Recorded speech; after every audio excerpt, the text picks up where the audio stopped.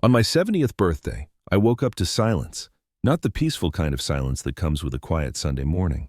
This was the heavy, suffocating silence of absence, the kind that presses down on your chest and makes every breath feel like work.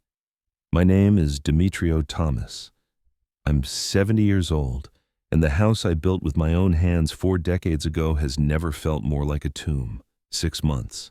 That's how long it's been since I lost Kathleen. 6 months since cancer took the only woman I ever loved, the only woman who could fill these rooms with warmth and laughter. 6 months since I became just another widower shuffling through an empty house, trying to remember what it felt like to be alive. I sat on the edge of our bed, my bed now, and stared at the framed photo on the nightstand. Kathleen at 35, laughing in our backyard, her dark hair catching the sunlight. That photo was taken the summer we finished building this house. I'd poured every foundation beam, run every wire, installed every pipe. This wasn't just a house. It was our monument, our legacy. The phone rang at 8:47 a.m. I knew who it was before I picked up. "Dad, happy birthday!" Courtney's voice came through the speaker a little too bright, a little too enthusiastic. My daughter has always been a terrible actress, even as a child. I could hear the forced cheer, the rehearsed inflection. It was the voice she used when she wanted something. "Thanks, sweetheart," I said, keeping my own voice neutral. "So Kyle and I were thinking, you can't spend your 70th birthday alone in that big house. We're taking you out to dinner tonight. No arguments." I closed my eyes. Here it comes. There's this amazing new place downtown called Vivid. Everyone's talking about it. Impossible to get reservations, but Kyle pulled some strings. I was thinking more along the lines of the Oak Barrel, I interrupted gently.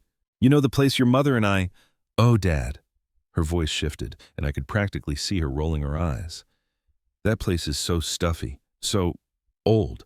Mom would want you to try new things, to celebrate life. Besides, Kyle's already made the reservation." Of course he had. Kyle Hayes, my son-in-law for 2 years now. The man who wore $1,000 suits and drove a BMW he couldn't afford. The man who worked in tech startups and venture capital, but never seemed to have any actual clients. The man whose smile never quite reached his eyes. I'd never trusted him. But Courtney loved him, and after 40 years of marriage, I'd learned one thing from Kathleen. Sometimes you keep your mouth shut and your eyes open. "All right," I said, sighing into the phone. "What time?" 7. "We'll pick you up. It's going to be wonderful, Dad. I promise." After she hung up, I sat there holding the phone, staring at Kathleen's photo. "Something's not right," I whispered to her. "I can feel it." I spent the day doing what I'd done for the past 6 months, trying to stay busy. I organized tools in the garage that didn't need organizing. I checked the foundation for cracks that weren't there. I walked through every room of this 3,200 square foot house, touching the walls I'd built, the door frames I'd installed, the windows I'd measured and cut myself. This house sat on 2 acres in Hillcrest, one of the original residential plots from before the area got trendy. Kathleen had planted hydrangeas along the south fence. I'd built her a workshop in the back where she made pottery. Every corner held a memory. By 6:45 p.m., I was dressed and waiting by the front door. I wore my good wool coat, the one Kathleen bought me for our last anniversary. I ran my hand over the sleeve. It didn't smell like her perfume anymore. That was just something I'd imagined in those first raw weeks. The doorbell rang at 7:02 p.m. I opened it to find Courtney in a tight black dress and Kyle in another expensive suit, this one charcoal gray with a burgundy tie. Courtney's smile was stretched across her face like plastic wrap. "Happy birthday, Dad." She stepped forward and hugged me. It was quick, perfunctory, the kind of hug you give a stranger at a funeral. Kyle extended his hand. "Big 7-0, Demetrio. You're looking good." I shook his hand. His grip was firm but sweaty. His eyes darted past me into the house, scanning, calculating. "Let me grab my wallet from the hall closet," I said, turning back inside. As I walked away, I heard Kyle's phone buzz. He pulled it out, and I watched his reflection in the hallway mirror as his expression changed, a flash of something urgent, almost panicked. "Damn it!" Courtney turned instantly. "What? What's wrong?" "It's work." Kyle waved his phone like it was a white flag. "That idiot on the West Coast team is about to blow the Apex deal. I have to take this call. It's urgent." Apex deal. I filed that name away in my mind. Kyle looked at me with practiced concern. Demetrio, I'm so sorry. Look, you two go ahead. Get a good table. I'll drive separately and meet you there as soon as I handle this crisis. I nodded slowly. Fine, Kyle. Handle your business. Thanks for understanding. He turned to Courtney. I'll be right behind you, promise. They walked toward the front door together. I stayed back, adjusting my coat collar in the mirror, watching them in the reflection. The front door was still open. They stood on the porch, just outside, their figures silhouetted against the early evening light. I'd spent 40 years as a general contractor. I'd learned to read people the same way I read blueprints, by paying attention to the details everyone else ignored. And right now, every instinct I had was screaming that something was wrong. Instead of following them out, I stayed in the hallway. I positioned myself at an angle where the living room window reflection showed me the porch clearly. I could see them. They couldn't see me. Kyle pulled Courtney close, his hand on her elbow. His body language had completely changed, no longer the frantic businessman on an urgent call. Now he was focused, deliberate, conspiratorial. And then I heard it. The living room window was open. I'd opened it that morning to let in fresh air. Their voices carried through the gap, crystal clear in the quiet evening air. Courtney's whisper was sharp, urgent. Okay, good. Kyle leaned in closer. You sure you can keep him distracted? I'll keep him distracted for at least 2 hours. Courtney's voice was cold, businesslike, nothing like the concerned daughter from the phone call. You drive to his house and change the locks. Your dad Robert is waiting there with his tools. My blood turned to ice. Change the locks. Robert is waiting there. The words echoed in my skull like a death knell. Kyle's father, Robert Hayes, was a retired locksmith. I'd met him exactly twice. Once at the wedding, once at Kathleen's funeral. Both times he'd barely looked me in the eye. Why would a locksmith be waiting at my house right now? Kyle nodded. The new fortress system is already installed. Once I switch the locks, the old keys won't work. We control everything. Just do it fast, Courtney hissed. We're running out of time. My heart wasn't just pounding. It was hammering against my ribs like it wanted to break free. The coat suddenly felt like it weighed 1,000 pounds. They thought I was deaf. They thought I was just a sad, confused old man lost in grief. They thought I was too far away to hear. They were wrong. I had 2 choices in that moment. I could burst through the door right now, scream at them, demand answers. I could call them out on their betrayal, their conspiracy, whatever the hell this was. Or I could do what I'd learned in 40 years of dealing with lying subcontractors and cheating clients. Never show your hand until you see theirs. I took a deep breath. I composed my face into a mask of simple, tired confusion, and I walked out onto the porch. Ready, Dad? Courtney turned, her smile snapping back into place like a theater mask. I looked past her at Kyle, who was already walking briskly toward his BMW, parked at the curb. Everything all right? I asked, my voice deliberately weak and uncertain. Just fine, Demetrio, Kyle called back without turning around. Just work. I'll see you at the restaurant soon. I watched him get into his car. He didn't drive toward downtown where his office supposedly was. He turned left, the direction that led back to my street, to my house. Okay, I said softly, turning to Courtney. I forced a weak smile. Let's go. I'm looking forward to this. She linked her arm through mine, and I could feel the tension vibrating through her like a live wire. Her grip was too tight, possessive, like she was afraid I might run. You're going to love Vivid, Dad. It's so vibrant, so alive, exactly what you need. As we walked to her luxury SUV, the one I'd helped her buy after her car emergency 8 months ago, I made a decision. If they wanted to play games, fine, I'd play. But I'd been building things and solving problems since before they were born, and I was about to teach them a very expensive lesson about underestimating the confused old fool. The drive to Vivid Restaurant was exactly 15 minutes of pure psychological torture. Courtney chattered the entire way, her voice a waterfall of meaningless noise designed to fill every second of silence. She talked about traffic patterns, humidity levels, a new hair serum that didn't work, her coworkers' drama, the restaurant's celebrity chef, anything and everything except what was actually happening.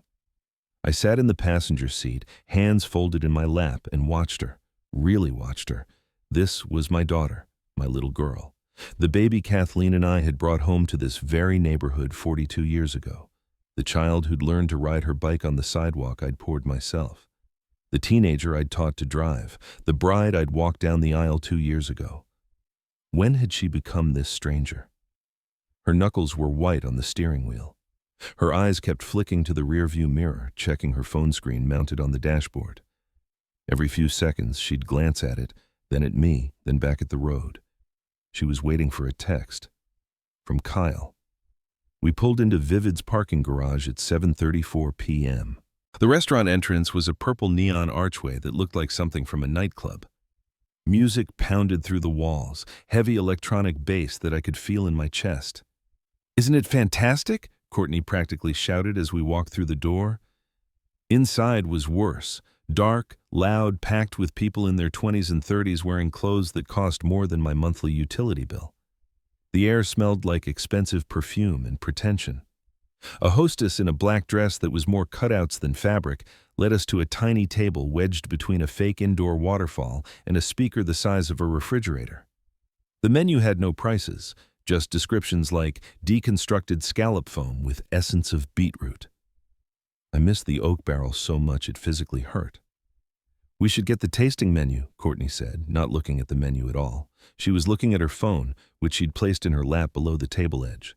Her thumb swiped constantly, checking, waiting, hoping. A young waiter appeared. Courtney ordered a $300 bottle of wine and the tasting menu without asking me what I wanted. "Just water for me," I said. "Just water, Dad? Are you feeling okay?" Her concern was painted on thick. "Just thirsty, sweetheart." The waiter left. The music pounded, and I watched my daughter pretend to be interested in our conversation while her entire focus was on that phone screen. I pictured Kyle and Robert at my house right now. Were they drilling the locks? Had the alarm gone off? I'd installed that security system myself 15 years ago, hardwired it directly to the police dispatch. It was old school but reliable. Did Kyle know that? Then Courtney's performance changed. She put her phone face down on the table with a decisive click. Her whole demeanor shifted from manic distraction to deep, serious concern. This was a new act. "Dad," she started, her voice dropping to a soft, intimate level that barely carried over the music. "I've been really worried about you." I just looked at her. "No, really, ever since Mom—" She let the word hang there, weaponizing Kathleen's memory. "You're all alone in that huge house. It's just so big for one person, isn't it?" There it was. The opening move.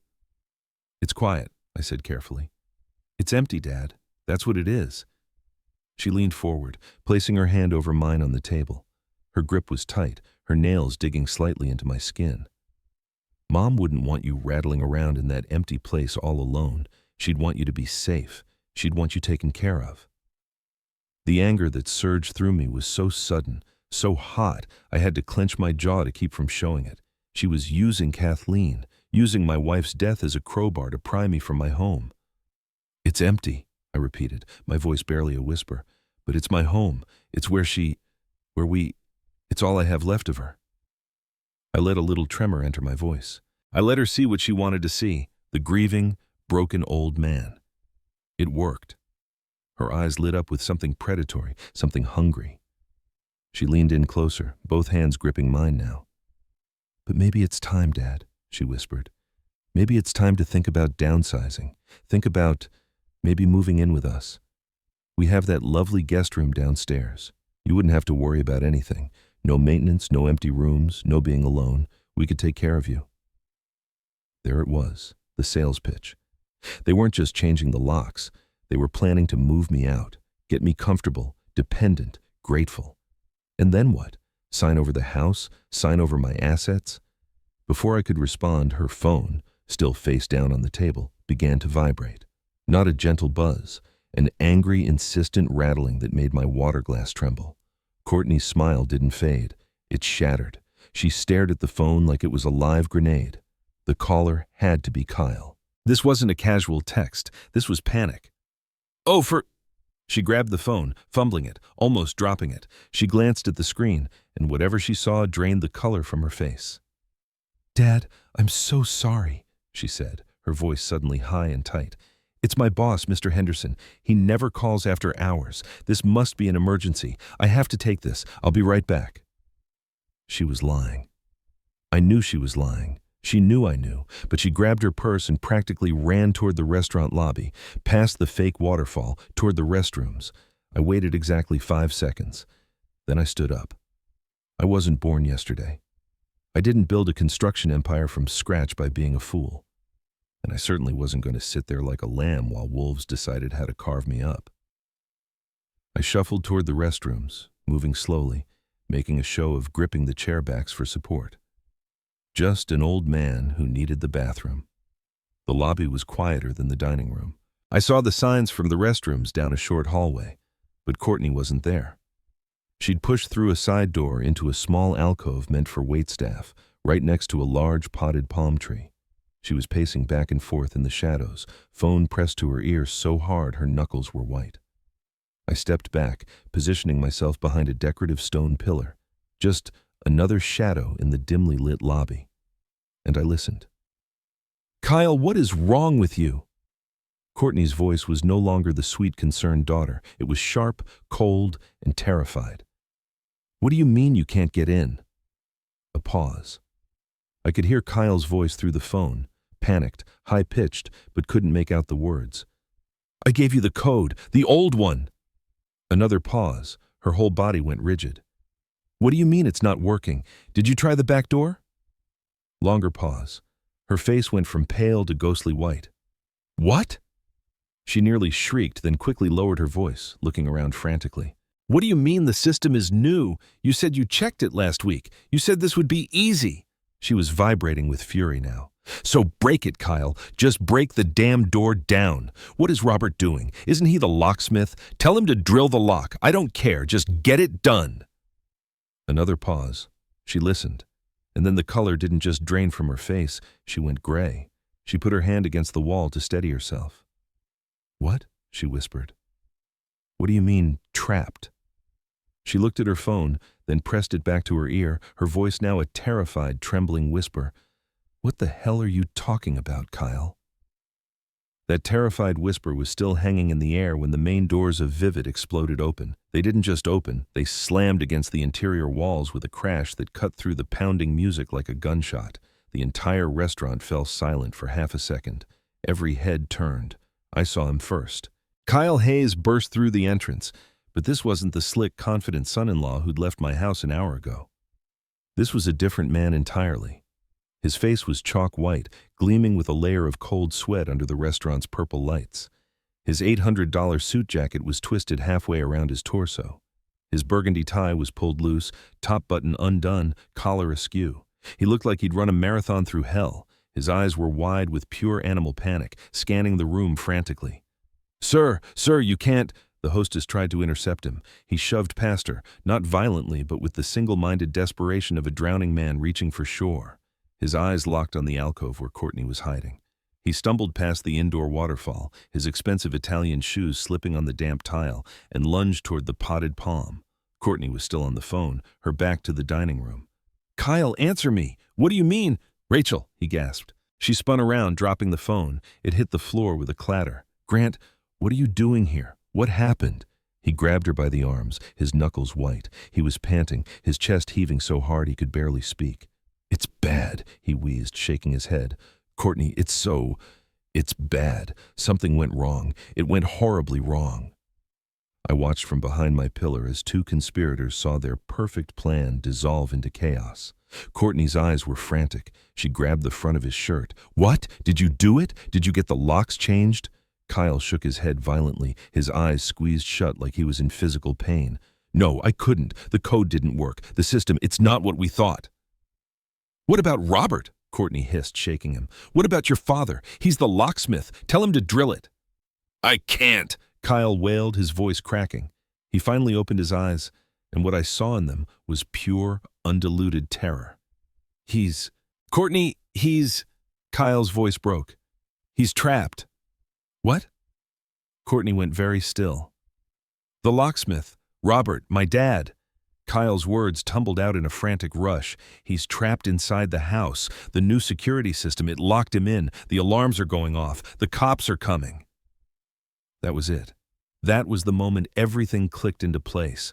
They weren't just checking locks. They were actively breaking in. And they'd failed so spectacularly that Kyle's own father was about to be arrested. I stepped out from behind the pillar. I didn't rush. I didn't run. I just walked calmly out of the shadows, my old work boots making no sound on the polished floor. I stepped into the narrow entrance of the alcove, blocking their only exit. I said nothing. I just stood there. Let them see me. Courtney was the first to notice. Her frantic questions to Kyle died in her throat. Her hand flew to her mouth. Her eyes widened until I thought they'd pop from her skull. Kyle, seeing the look of horror on his wife's face, spun around. His mouth fell open. What little color he had left drained from his face completely. They both just stared.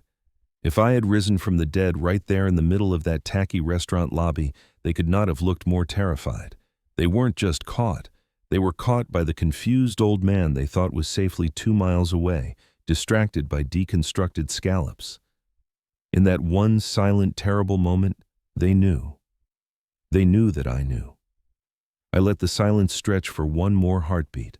Then I spoke, my voice cold and quiet. My father has been dead for 30 years. He's buried in the plot right next to Kathleen. I took one slow, deliberate step toward Kyle. So I want you to explain to me very clearly, Kyle, what in God's name you're talking about. The rest of that night was chaos. Kyle drove like a madman back to my house, running a red light and earning an angry horn blast from a semi-truck. Courtney screamed at him to slow down while simultaneously screaming at him to hurry up. I sat in the back seat of Kyle's BMW, silent, watching them unravel. When we arrived, my quiet street looked like a crime scene. 3 police cruisers, lights flashing red and blue, a fire truck, an ambulance, neighbors I'd known for 40 years standing on their lawns in bathrobes, arms crossed, watching. Mrs. Henderson from 2 doors down looked like she was memorizing every detail for her morning phone calls. Robert Hayes sat on the ambulance bumper, wrapped in a silver shock blanket, looking small and pathetic. An EMT was taking his blood pressure. He wouldn't look at me. Officer Kowalski, a man built like a refrigerator, intercepted us with a flashlight and zero patience. The interrogation was brief. Robert claimed I'd called him to check a gas leak. The officer explained that my new Fortress security system had detected a tamper attempt and locked down, trapping Robert inside. Did you or did you not ask this man to come here tonight? Kowalski asked, shining his light directly in my face. I had a choice. Tell the truth and send Robert to jail, but lose my chance to find out why they were so desperate, or lie and buy myself time. I chose time. I played the confused old widower perfectly. Mixed up the dates, forgot the alarm code, apologized profusely, blamed my failing memory and grief. Officer Kowalski sighed, clearly exhausted, and let it go with a warning. When the police left, Kyle and Courtney were pathetically grateful. They hugged me, thanked me, promised to fix that sensitive system. But as we stood in my driveway, I heard Kyle whisper to Courtney, "The confused old fool bought it. Confused old fool." I went inside, locked my real locks, and didn't sleep. The next morning, they arrived at 8 a.m. sharp. I was ready, dressed in my oldest flannel shirt and jeans, playing the part of the exhausted, defeated man they expected. Courtney brought coffee in a thermos. "Dad, you're up. I made you coffee for the drive. Extra sweet, just how you like it." I never took my coffee sweet. Kathleen knew that. Courtney had forgotten, or never knew. "Thanks, sweetheart," I said, taking it but not drinking. Kyle was already at my truck, loading my fishing gear into the bed. He handled everything roughly. Tackle box, rods, cooler, like cargo he wanted gone. "Got you all packed up, Demetrio," he called out, wiping his hands on his expensive slacks. "You'll be at the lake before noon." Their relief was palpable. They practically vibrated with the need to have me gone. "I just need some peace," I said, my voice wavering. "After last night, all those sirens, it was too much." Courtney rushed over, her face a perfect mask of concern. "I know, Dad. I know. That's why this is such a good idea. You just go rest. Don't worry about anything here. Kyle and I will handle the house. We'll take care of everything." "I'll bet you will," I thought. I climbed into my F-150. It smelled of sawdust and old coffee, the smell of work, of me. "You'll call when you get there?" Courtney asked, hovering by the window. "You know the reception up at the lake is terrible," I said, starting the engine. "I'll probably just unplug for a while. Don't worry about me." I saw the look that passed between her and Kyle. Perfect, exactly what they wanted to hear. "Okay, Dad. Be safe. We love you."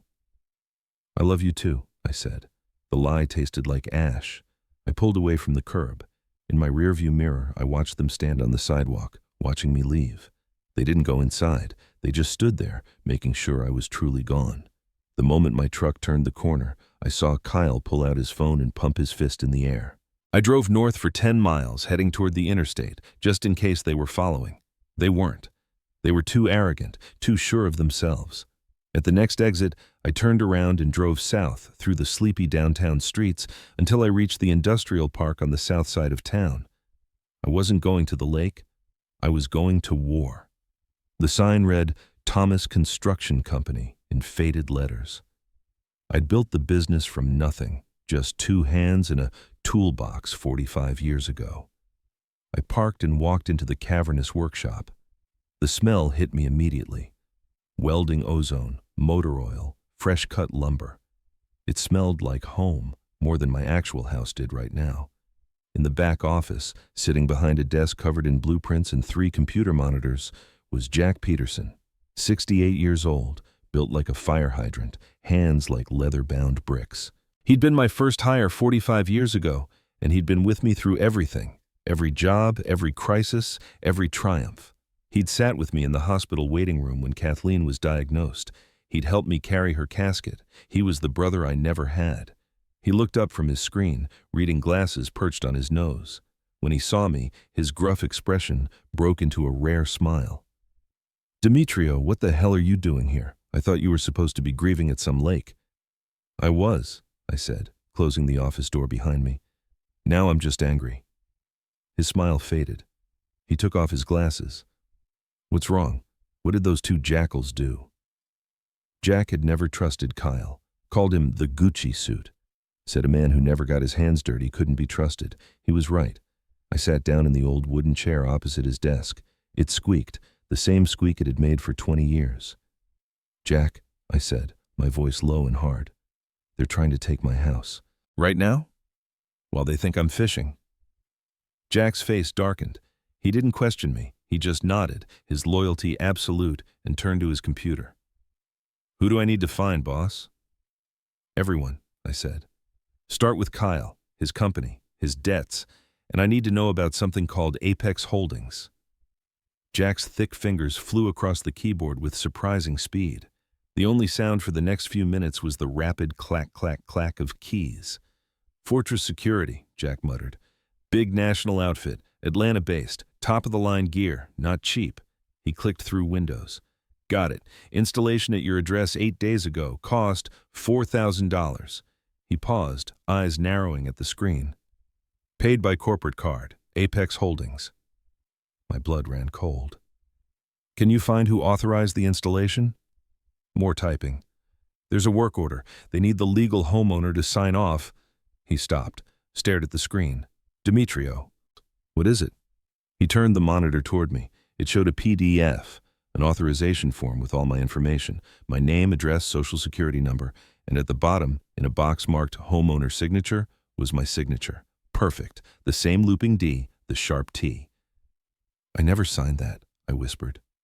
"I know you didn't," Jack said grimly. He pointed to text at the bottom. "See that? Signed via secured e-portal. This is a digital signature." He typed more commands. "Created using... oh, hell." "What?" "Your power of attorney." The words hung in the air like a death sentence. "Power of attorney?" I said slowly. "Jack, that was just for medical decisions. When Kathleen was in the ICU... Look at page 3. Jack pulled up another document. I leaned forward, reading the dense legal text. And there it was, buried in the fine print. Full authority over all banking, trusts, and real estate transactions. The memory hit me like a physical blow. 2 years ago. Kathleen had just been moved to intensive care. Her organs were failing. I was sitting in that horrible plastic chair in the waiting room, my world ending, when Kyle arrived with a lawyer, someone Kyle had recommended. Just sign here, Dad, Kyle had said, pushing papers in front of me. It's for the doctors, so they can talk to us if you're not available. I'd signed without reading. I'd signed because my wife was dying and I couldn't think straight. He tricked me, I said, my voice hollow. While Kathleen was dying, he tricked me. Jack's jaw clenched. With this POA, he can sign as you.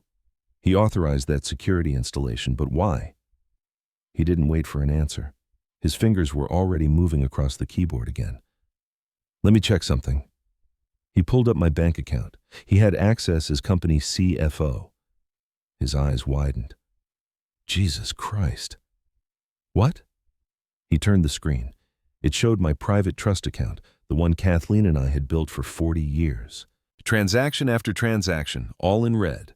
April 10th, minus $50,000. June 3rd, minus $100,000. August 21st, minus $80,000. September 15th, minus $70,000. The list went on and on. $1.5 million, Jack said quietly, withdrawn over the past 6 months, all signed with your digital signature, all authorized by that POA. The room spun. I gripped the arms of the chair. Kyle's been embezzling from you, Demetrio, for 6 months. I thought back to 2 years ago, Kyle coming to me, tears in his eyes, claiming his startup had failed, claiming he owed dangerous people $500,000, Courtney begging me to help. I'd liquidated half my retirement fund to save him. There was no startup, was there? I said. Jack typed rapidly, pulling up transaction histories. Online gambling sites, sports betting, casinos, your $500,000, gone in 6 months. And this $1.5 million, same thing. He's got an addiction, Demetrio, and now he's desperate. But why my house? I asked. Why now? Jack's face went very still. Not your house, Demetrio, your land. Jack picked up his office phone and dialed, put it on speaker. Tom Bennett Real Estate, a booming voice answered. Tom, it's Jack Peterson. Got a hypothetical for you. If Demetrio Thomas wanted to sell his Hillcrest property, what's it worth? There was a pause. Then Tom laughed, a hungry, excited laugh. Jack, you guys finally selling? Let me tell you, you picked the perfect time. How so? You haven't heard about rezoning 7? My hands went cold. Tom continued, barely containing his excitement. The city council pushed it through last Tuesday. The entire Hillcrest quadrant, your neighborhood, Demetrio, got reclassified from residential to high-density commercial. We're talking skyscrapers, corporate campus. That's impossible, I said, my voice hoarse. The neighborhood association, Mrs. Henderson, would never. The association sold, Demetrio, every single one of them. Mrs. Henderson got $5 million 3 months ago. Old man Peters got 6. All very quiet, all off-market deals. All of them? I whispered.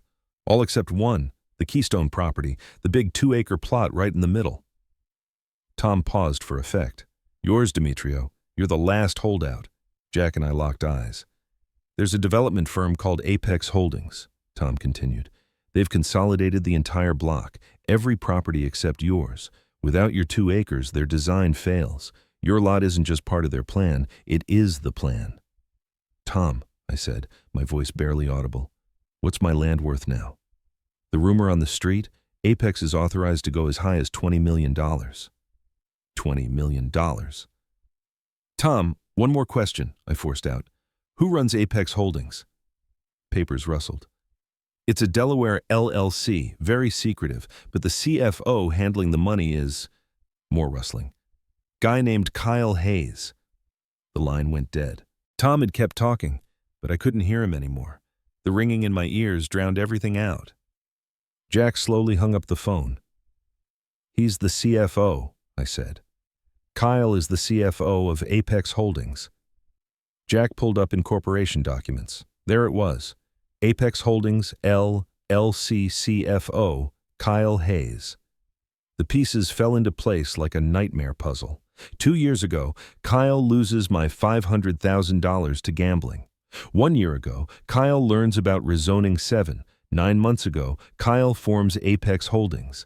6 months ago, using the fraudulent POA, Kyle starts stealing from my account, $1.5 million total.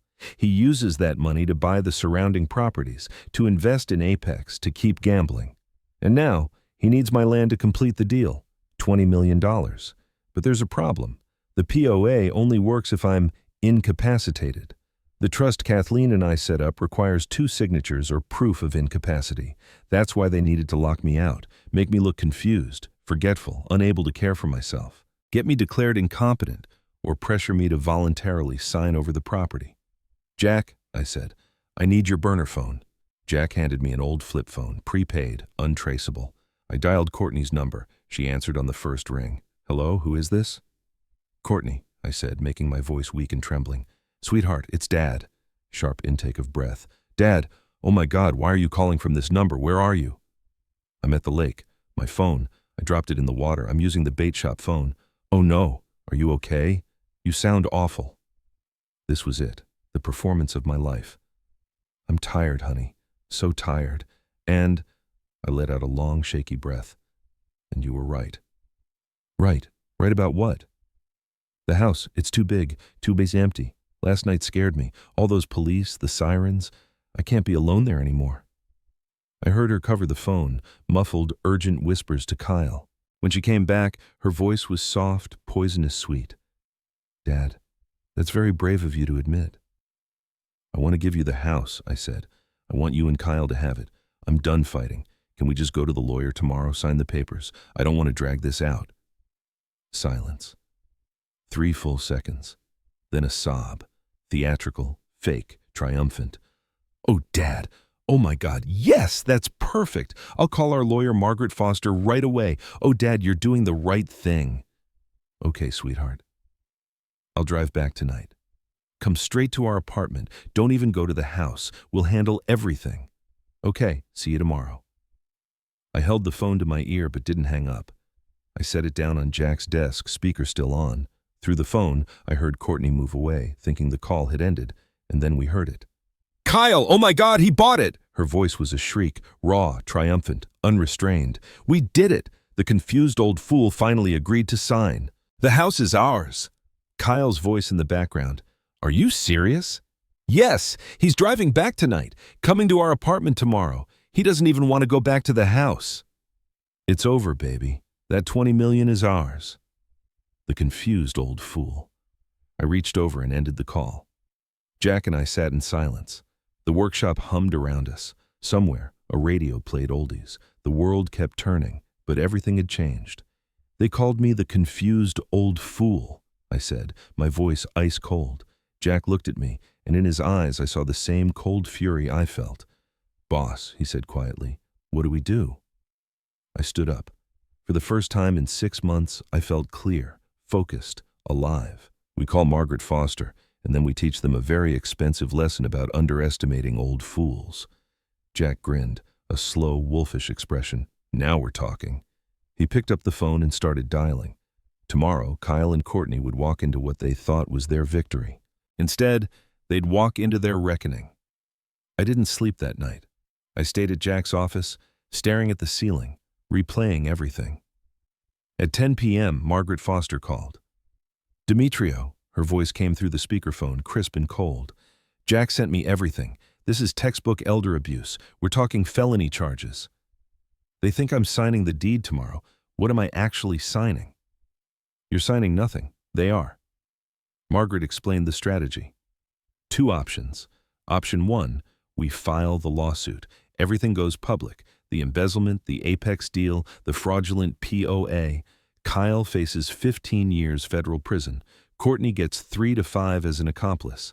Option 2, they sign a full confession and quitclaim deed for their penthouse apartment. Margaret holds both as insurance.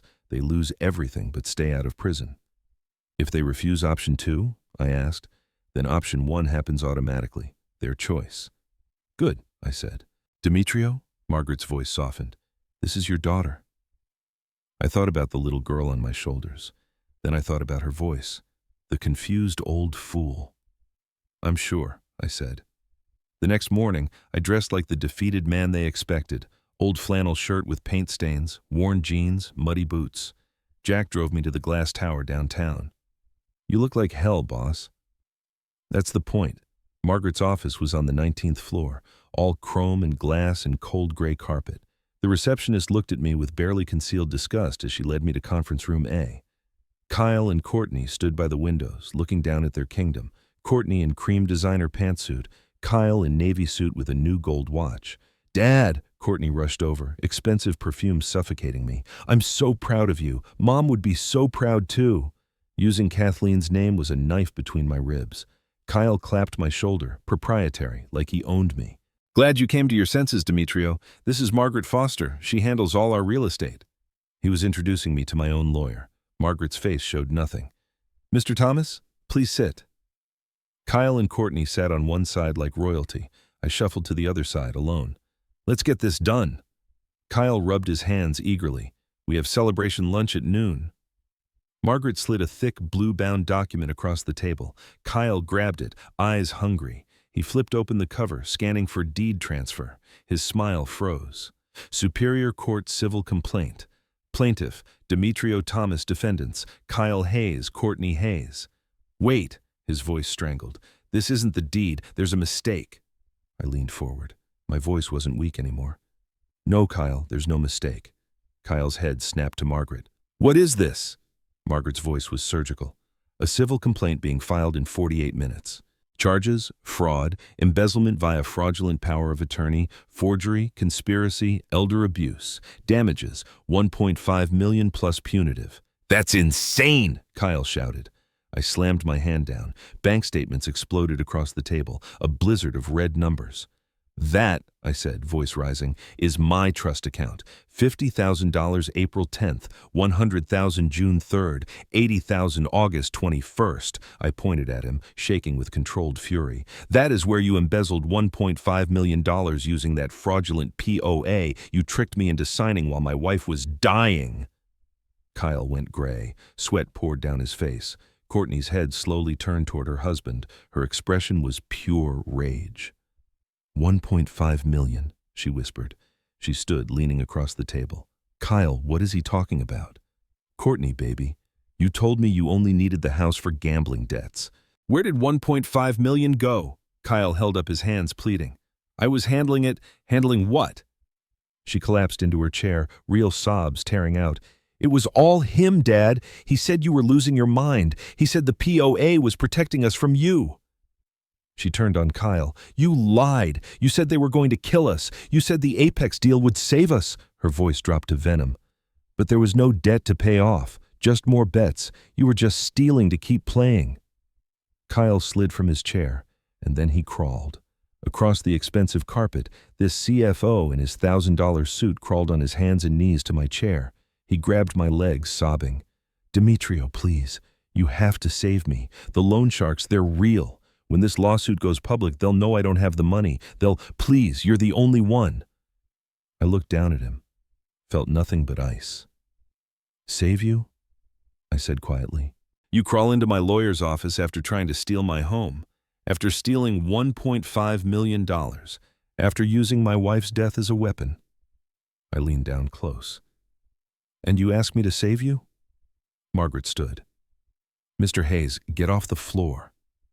Kyle crawled back to his chair, broken. Margaret's voice cut like steel. "You have two options, as of this moment. Option 1, walk out. In 45 minutes I file this lawsuit. Everything goes public. Apex deal dies, loan sharks find out. Kyle, 15 years federal prison minimum. Courtney, 3 to 5 as accomplice." She turned her cold gaze on them both. "Your father will testify against you." Kyle whispered, "What's option 2? I threw a thinner stack of papers on the table. "Option 2. You sign these. Now." "What is this?" "A full legal confession. Every crime. And a quit-claim deed for your penthouse apartment, the one I paid the down payment for. Partial repayment." "And if I sign?" "Margaret holds both in trust. Insurance. You lose the apartment. I get my money back. You stay out of prison. But if you ever come near me again, it all goes to the DA." Courtney's voice cracked. "You're taking our home? Where will we go?" I looked at my daughter, the woman who called me confused old fool. "I don't care," I said flatly. "That is not my problem anymore." I pointed at the papers. Sign it. Margaret checked her watch. 42 minutes. Kyle's hand shook as he picked up the pen. He signed, page after page, confession, quitclaim deed, everything. Courtney signed too. Tears streaming, movements robotic. Margaret notarized each document with sharp final stamps. This meeting is concluded. Vacate the apartment by 5 p.m. today. Anything left will be disposed of. They stood like zombies and moved toward the door. As Courtney reached for the handle, I spoke one last time. Courtney. She stopped, didn't turn.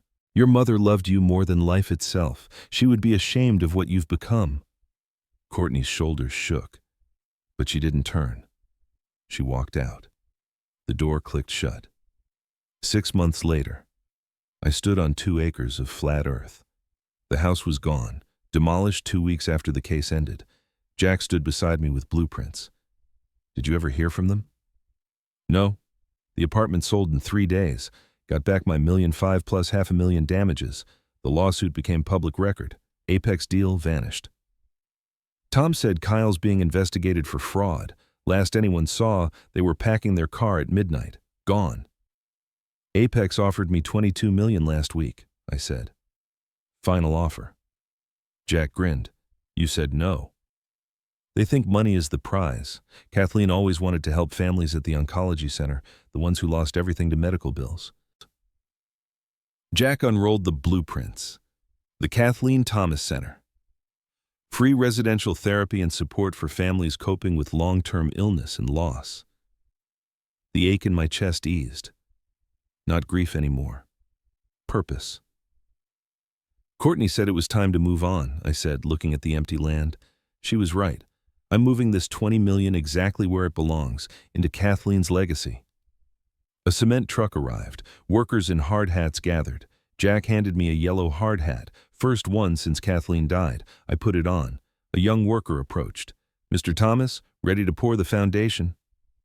I walked to the marked spot where Kathleen's garden once bloomed. I knelt and touched the earth. This one's for you, Kathleen. Around me, cement mixers roared. Workers called out measurements. The sound of building, of creating, filled the air. Kyle and Courtney tried to reduce me to the confused old fool. They tried to tear down everything I'd built. But they forgot. Old fools like me built this world. We know how to tear things down when necessary, and we know how to build something better from the ashes. As the foundation took shape, I smiled for the first time in 6 months. Not everything was lost. Not everything could be stolen. Some legacies live forever.